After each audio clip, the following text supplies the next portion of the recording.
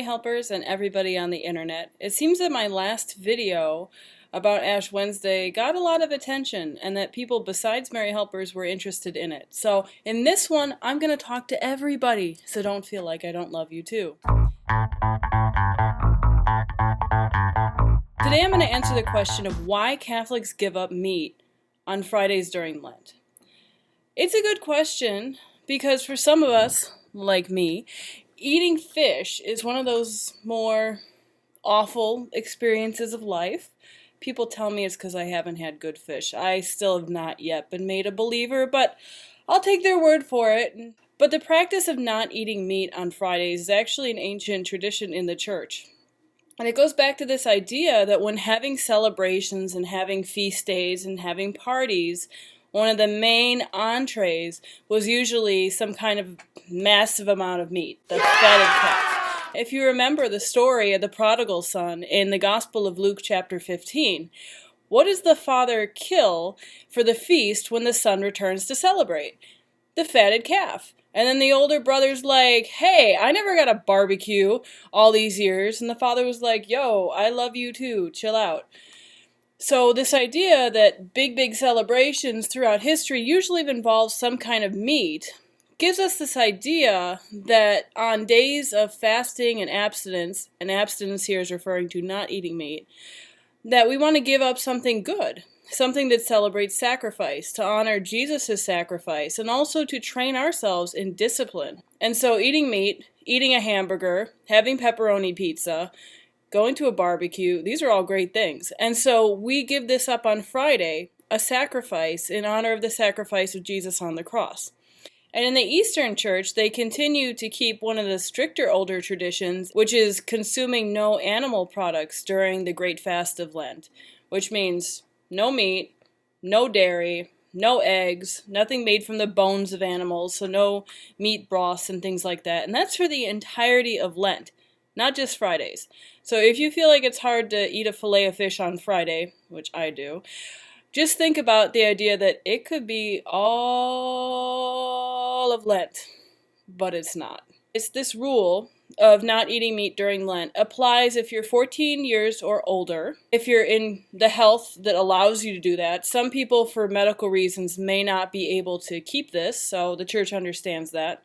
If you're sick, like you're ill that day, you're probably not going to want to eat fish sticks, so the church understands that, so if you have a legitimate illness. And I agree with Father Mike Schmitz, who says this, that if you go somewhere for a meal and your host unknowingly prepared an elaborate meal and the main dish is meat, it's a greater charity to eat the meat than to raise a stink and be like, oh, it's Lent, I can't eat that. Above all rules, the rule of charity is very important. Now, if you're at a meal and there's like barbecued chicken and there's fish, eat the fish, okay? But if you have no other choice, we have to be charitable and kind.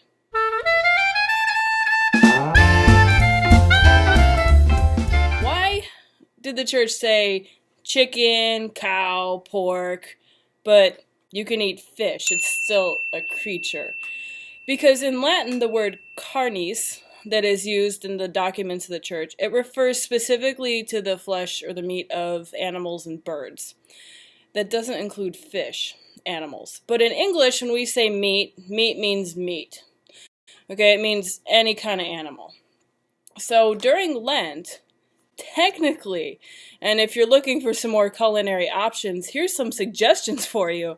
You could have fish, shellfish, turtle, poor turtles, alligator, which is actually quite good, and muskrat, which I've never eaten, nor have I ever desired to eat, but maybe muskrat is worth eating.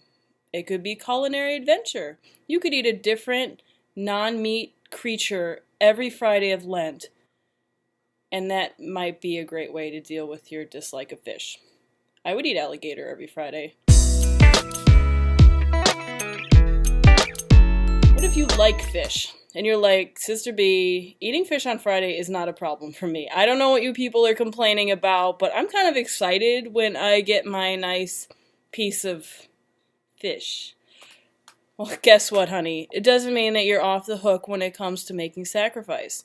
So if eating fish is not a sacrifice for you, try to come up with another sacrifice to do. Because the point is to offer something good to God on the Fridays, Ash Wednesday and Good Friday during Lent, to God in honor of the sacrifice of Jesus.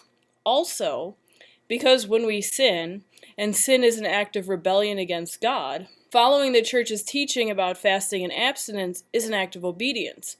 And so that act of obedience forms us in discipline so that when we're tempted, we're stronger to resist sin. I don't know about you, but I can be totally fine with not eating too much during the day.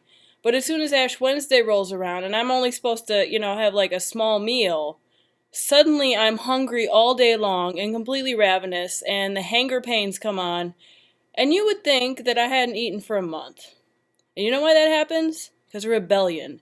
Because my body's like, don't tell me what to do, I'm going to eat when I want to eat. But any other day I would be fine.